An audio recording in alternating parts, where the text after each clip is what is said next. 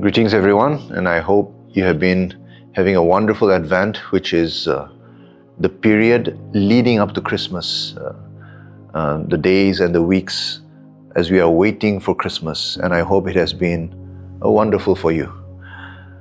I want to read from the Gospel of John, chapter 1, and it says here, this is how it begins. In the beginning was the Word, and the Word was with God, and the Word was God.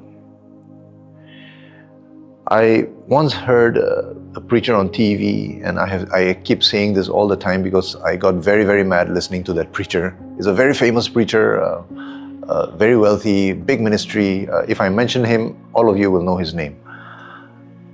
He read this verse and he said, in the beginning was the Word, and the Word was with God, and the Word was God. And then he ended up saying, therefore, the Bible is God. And many people, even in Nagaland, they love this preacher, and I heard him say this with my own ears, and I was like, that is a total misunderstanding of what John is saying.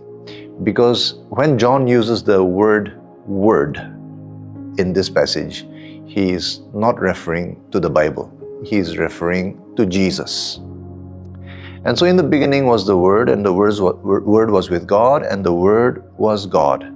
And then it goes on to say in verse 14, and the Word became flesh and dwelt among us. The Word became flesh. In the early church, in the first century,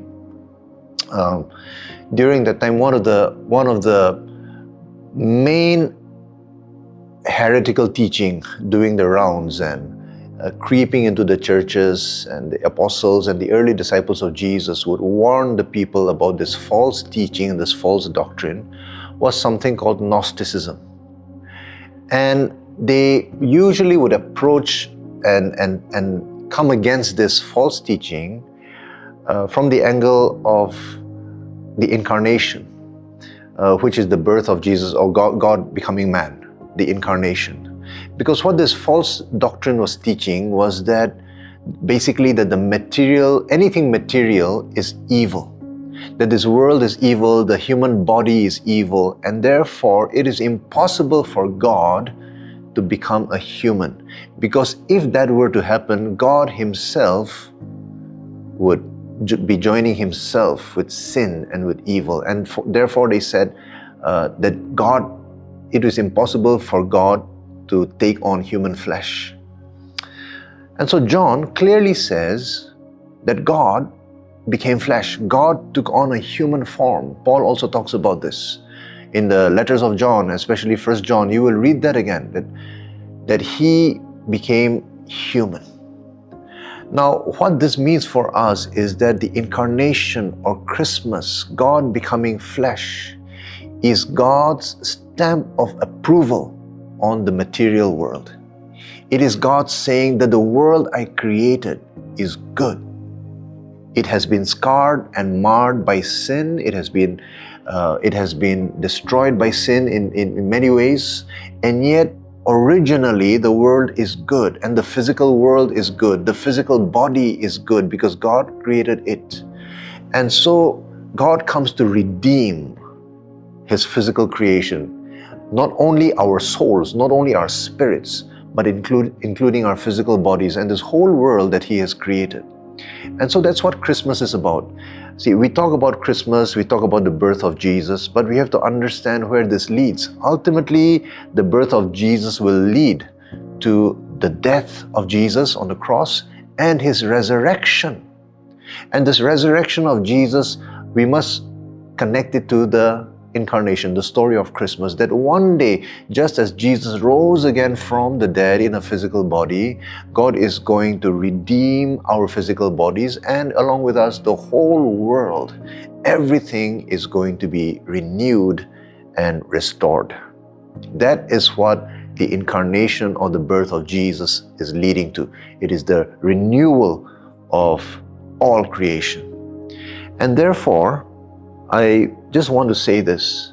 Let us avoid a Christianity that is only about the spiritual, because God is interested in the spiritual but also in the physical.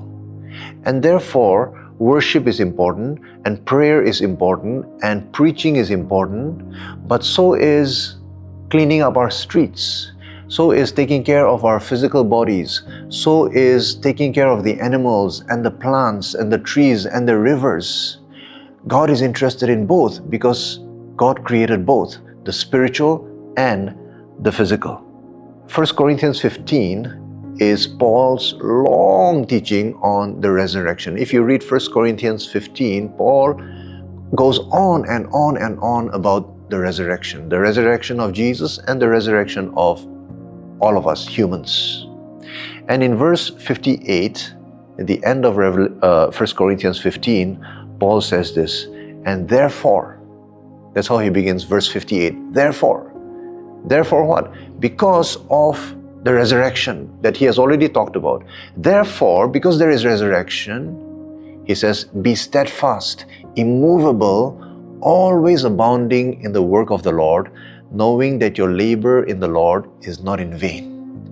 What that means is because there is a resurrection and because God is going to restore and renew all things, nothing that you do that is good will be wasted. And so just go ahead and do whatever God is putting on your heart, whether it is to plant a church somewhere, whether it is to start a worship ministry, or whether it is to go and plant a tree, whether it is to go and clean the rivers. You want to open a book club, go ahead and do that. You want to pursue a PhD, go and do that. What is God putting on your heart? Go and do that. Build that center. Start that little center for kids who have lost their parents. Just go and do that, because God is interested not just in the spiritual but also in the physical. And so this Christmas, I pray that you will be challenged and you will be inspired to go and do something in the coming year. Just pursue that dream. And as you do that, I pray that God will bless you. Amen.